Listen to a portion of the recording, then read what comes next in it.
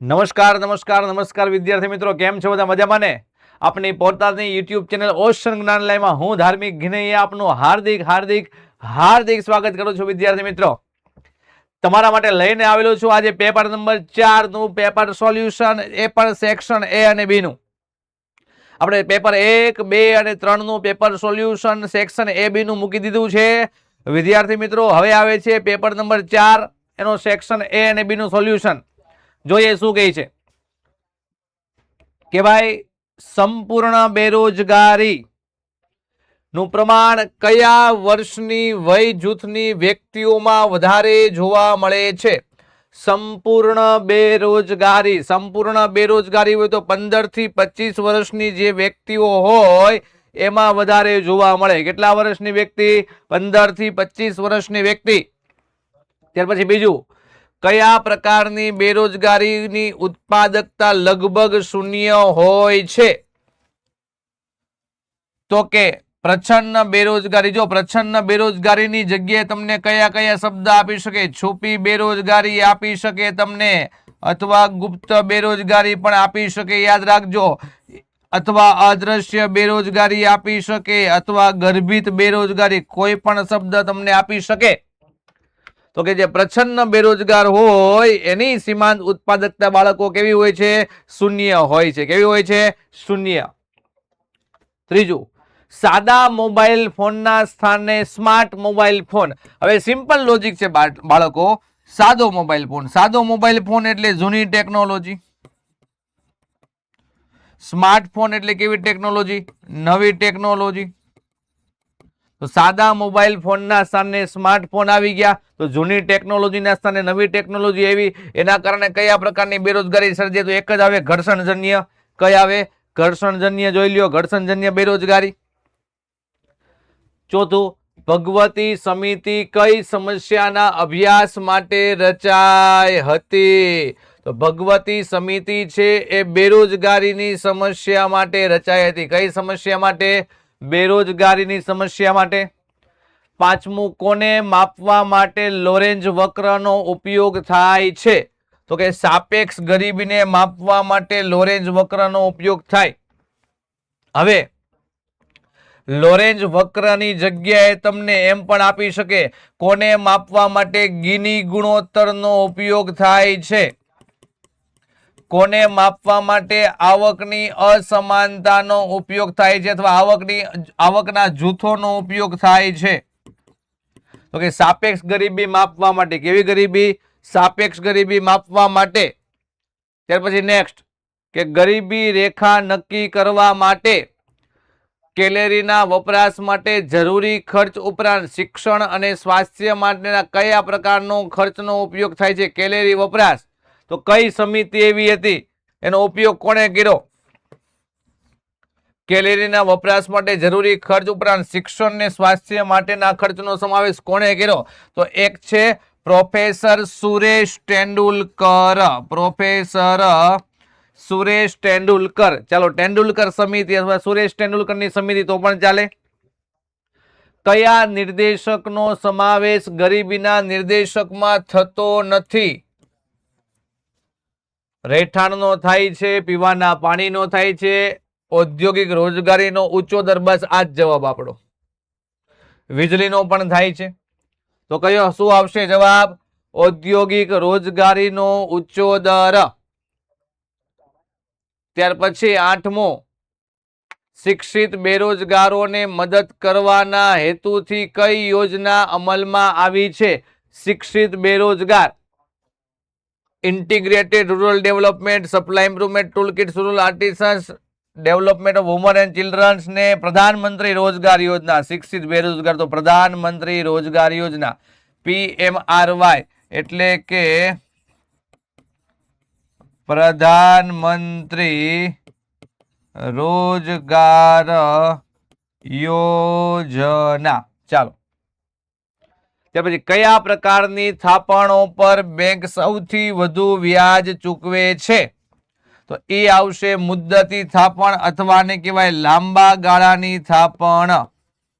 લાંબા ગાળાની થાપણ.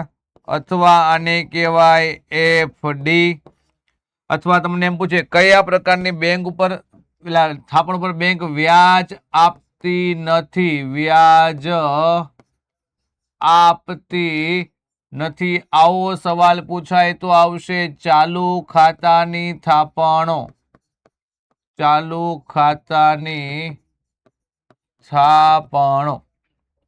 ચાલો મુદ્દતે આવી ગયું.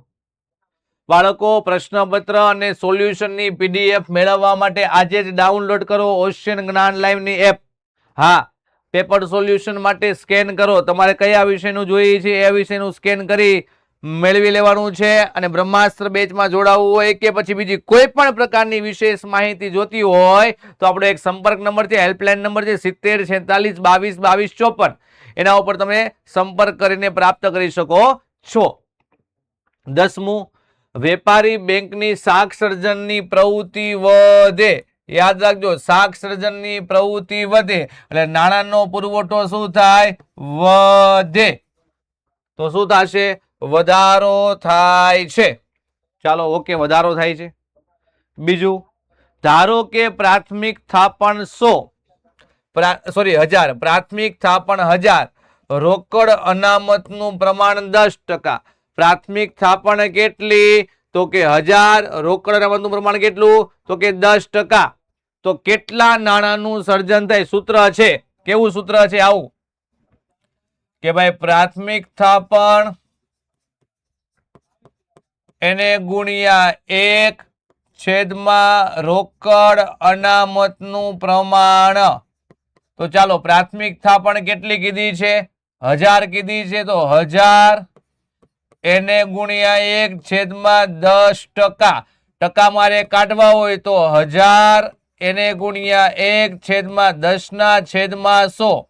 તો છેદનો છેદ ક્યાં જશે? અંશમાં. તો આવું થશે 1000 એને ગુણ્યા 100 એના છેદમાં 10. તો મીંડું મીંડું ગયું. તો કેટલા રૂપિયા થશે? 10,000 રૂપિયા. કેટલા રૂપિયા થશે? 10,000 રૂપિયા. 10,000 છે? હા છે 10,000. તો કેટલા નાણાંનું સર્જન થશે? 10,000 રૂપિયાનું. આ સૂત્ર છે, પ્રાથમિક થાપણ ગુણ્યા 1 રોકડ અનામતનું પ્રમાણ. પછી નાણાંનું સૌથી અગત્યનું અને સૌથી પાયાનું કાર્ય કયું છે? તો કે વિનિમયના માધ્યમનું કાર્ય. વિનિમયના માધ્યમનું કાર્ય નાણાંનું સૌથી અગત્યનું, સૌથી મહત્વનું કાર્ય છે. ત્યાર પછી 13મું, વાસ્તવિક આવક કરતા નાણાકીય આવક વધારે ઝડપથી વધે. વાસ્તવિક આવક કરતા નાણાકીય આવક વધારે ઝડપથી વધે. તેની વ્યાખ્યા કયા અર્થશાસ્ત્રી આપી? તો કે પિગુએ. કોણે? પિગુએ. ફુગાવાની સાચી સ્થિતિ સાધનોને પૂર્ણ રોજગારી પછી પણ નાણાકીય આવક વધે. આવો એક જ અર્થશાસ્ત્રી તો કેઇન્સ.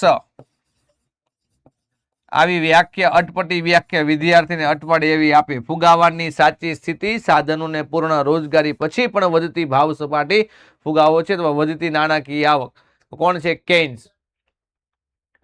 કયા નિષ્ણાંતોએ માથાદીઠ આવકના નિર્દેશકને સ્વીકારવાની હિમાયત કરી છે? તો આવશે સંયુક્ત રાષ્ટ્ર સંઘ, જેને કહેવાય યુએન, યુનાઇટેડ નેશન. યુએનના નિષ્ણાંતોએ માથાદીઠ આવકના નિર્દેશકને સ્વીકારવાની હિમાયત કરી. સંયુક્ત રાષ્ટ્ર સંઘ.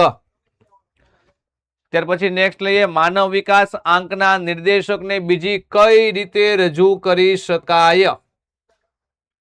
માનવ વિકાસ આંકના નિર્દેશકને બીજી કઈ રીતે? તો કે સાપેક્ષ રીતે. કઈ રીતે? સાપેક્ષ રીતે. સાપેક્ષ એટલે કે તુલના કરી શકાય. તુલના કરી શકાય આ રીતે. પણ કેમ હું એમ કહું? ચાલો કે ભાઈ નોર્વે નો માનવ વિકાસ 0.944, ભારત 0.609. ત્યાર પછી નાઇજર આનો છે 0.348. તો તુલના થશે. હું કે ભાઈ ભારત છે ને એ આરોગ્ય, જ્ઞાન અને જીવન ધોરણ આ ત્રણ બાબતની અંદર નાઇજર કરતા આગળ છે, નોર્વે કરતા પાછળ છે. આ ખબર પડી જાય આંકડા ઉપરથી આપણને. જો બાળ મૃત્યુ દર ઘટે તો દેશમાં આરોગ્યની સુવિધામાં શો ફેરફાર થાય? તો કે આરોગ્યની સુવિધા વધી હોય. જો હું એમ કહું કે ભાઈ 1951 2011 1951 માં બાળ મૃત્યુ દર 146, 2011 ની અંદર બાળ મૃત્યુ દર 41.40 અને 2014 ની અંદર બાળ મૃત્યુ દર 39, 41.46 સોરી. તો આ ખબર પડી જાય આપણે કે હાલો ભાઈ ઘટી છે તો દેશમાં આરોગ્યની સુવિધા વધી રહી છે. જો માહિતી વૃતાંશ આકૃતિ જે માહિતી વૃતાંશ આકૃતિ માટે દોરવામાં આવે તેવી જ માહિતી બીજી કઈ આકૃતિ માટે દોરવામાં આવે? તો તેવી જ માહિતી બીજી વિભાજિત સ્તંભ આકૃતિ માટે દોરવામાં આવે. શેના માટે? વિભાજિત સ્તંભ આકૃતિ માટે. ઓકે. ત્યાર પછી અર્થશાસ્ત્રના સિદ્ધાંતો કે અટપટી આંકડાકીય માહિતીને કોના દ્વારા ખૂબ જ સરળતાથી સમજાવી શકાય છે? તો કે પાવર પોઈન્ટ પ્રેઝન્ટેશન દ્વારા અથવા પીપીટી દ્વારા. Power point presentation. ત્યાર પછી આંકડાકીય માહિતીને પ્રોસેસ કરવા માટેનો પ્રોગ્રામ ભાઈ કયો છે? આ ખૂબ મોસ્ટ આઈએમપી છે આ સવાલ. આંકડાકીય માહિતીને પ્રોસેસ કરવા માટેનો પ્રોગ્રામ છે એક્સેલ શીટ, અથવા એમ પણ આપે એક્સેલ વર્કશીટ, આમ પણ આપી શકે. તમને યાદ રાખજો. અહીંયા આપણે 20 MCQ જોયા. હવે વિદ્યાર્થી મિત્રો હજી કહું છું, જે વિદ્યાર્થી મિત્રો બ્રહ્માસ્ત્ર બેચમાં નથી જોડાયા એ વિદ્યાર્થી મિત્રો બ્રહ્માસ્ત્ર બેચમાં જોડાઈ જાજો. જોડાવાનું ભૂલતા નહીં. આવું ફરીવાર તમને મોકો નહીં મળે. ખાલી ને ખાલી 1999 રૂપિયાની અંદર બ્રહ્માસ્ત્ર બેચ, અને હા એની સાથે તમને આઈએમપી બેચ ફ્રીમાં મળશે, એની સાથે તમને પેપર સોલ્યુશન બેચ ફ્રીમાં મળશે, આ હેન્ડ રિટન બુક ફ્રીમાં મળશે. હજી કહું જોડાઈ જાજો. ઓકે.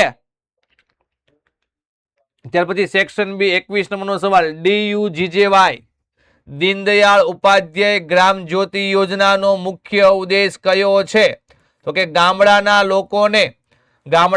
લોકોને 24 કલાક 7 દિવસ રાત દિવસ છે ને સતત વીજળીનો પુરવઠો પૂરો પાડવાનો છે. જો 24/7 સતત વીજળીનો પુરવઠો પૂરો પાડવાનો મુખ્ય હેતુ છે એનો. મનરેગા યોજનામાં કેટલા દિવસની રોજગારી આપવાની બાહેંધરી હોય છે?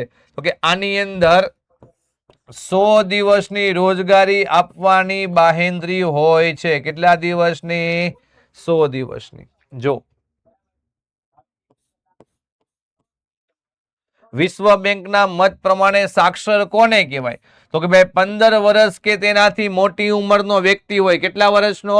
15 વર્ષ કે તેનાથી મોટી ઉંમરનો વ્યક્તિ હોય, કોઈ પણ એક ભાષા લખતા આવડતી હોય, સમજતા આવડતી હોય, એને સાક્ષર કહેવાય. જો વિશ્વ બેંકના મતે 15 વર્ષ કે તેથી વધુ ઉંમરના લોકો જે લખી શકે, જે વાંચી શકે, તે શું છે? સાક્ષર છે.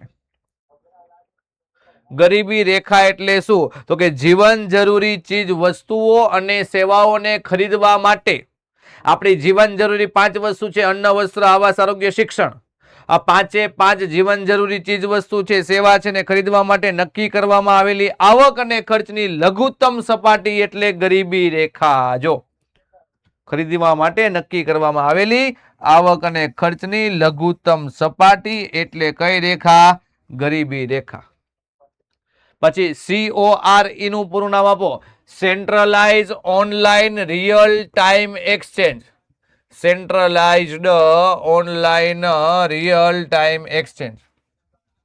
હાલના સમયમાં પ્રધાનમંત્રી જનધન યોજનાનું સંચાલન કોણ કરે છે? તો કે રિઝર્વ બેંક ઓફ ઇન્ડિયા એટલે કે RBI, જેને મધ્યસ્થ બેંક તરીકે પણ ઓળખવામાં આવે છે. જેને સર્વોચ્ચ બેંક તરીકે પણ ઓળખવામાં આવે છે, જેને એપેક્સ બેંક તરીકે પણ ઓળખવામાં આવે છે, યાદ રાખજો. ખર્ચ પ્રેરિત ફુગાવો એટલે શું? તો કે ખર્ચ વધવાને કારણે, ઉત્પાદન ખર્ચ વધવાને કારણે થયેલા વધારાને ખર્ચ પ્રેરિત ફુગાવો કહે છે. યાદ રાખજો, વસ્તુ કે સેવાના ઉત્પાદન ખર્ચમાં થયેલા વધારાને કારણે થયેલો જે ખર્ચ છે એને ખર્ચ પ્રેરિત ફુગાવો કહેવાય. બાળ મૃત્યુ દર શું દર્શાવે છે? તો બાળકો બાળ મૃત્યુ દર એ પીવાનું સ્વચ્છ પાણી, ઘરનું પર્યાવરણ, મહિલાઓની સ્થિતિ, માતૃત્વની કામગીરીની સંવેદનશીલ અને સામાજિક પરિસ્થિતિની સુખાકારી દર્શાવે છે. કે ભાઈ જો આપણે યોગ્ય પીવાનું સ્વચ્છ પાણી પીતા હોઈએ, ઘરનું પર્યાવરણ સારું હોય, મહિલાઓની સારી સ્થિતિ હોય, માતૃત્વની યોગ્ય કામગીરી હોય, તો કોઈ પ્રકારની કાંઈ વસ્તુ થતી નથી. પછી HCI નું પૂરું નામ લખો. જો યાદ રાખજો, HCI, પછી HDI અને HPI, આ બધું અલગ અલગ છે. આ બધું કેવું છે? અલગ અલગ છે. હજી એક આવે છે HDR. જો તમને કહી દો કેટલી કેટલી વસ્તુ આવે છે ને. HCI તો આને કહેવાય હ્યુમન કન્ઝ્યુમર ઇન્ડેક્સ. ચાલો, પછી તમે HDI હ્યુમન ડેવલપમેન્ટ ઇન્ડેક્સ, ત્યાર પછી HDR human development report, HPI human poverty index. આ બધું અલગ અલગ છે, યાદ રાખજો. CMI નું પૂરું નામ લખો. તો કે centre for monitoring of Indian economics. Centre for monitoring Indian economy. યાદ રાખજો, centre for monitoring Indian economy. તો બાળકો, સરસ મજાનું આપણે પેપર સોલ્યુશન જોયું, સેક્શન A અને B નું. નેક્સ્ટ લેક્ચરની અંદર ફરીવાર નવા ટોપિક સાથે મળશું. ત્યાં સુધી દરેક વિદ્યાર્થી મિત્રોને જય હિન્દ, જય ભારત, વંદે માતરમ.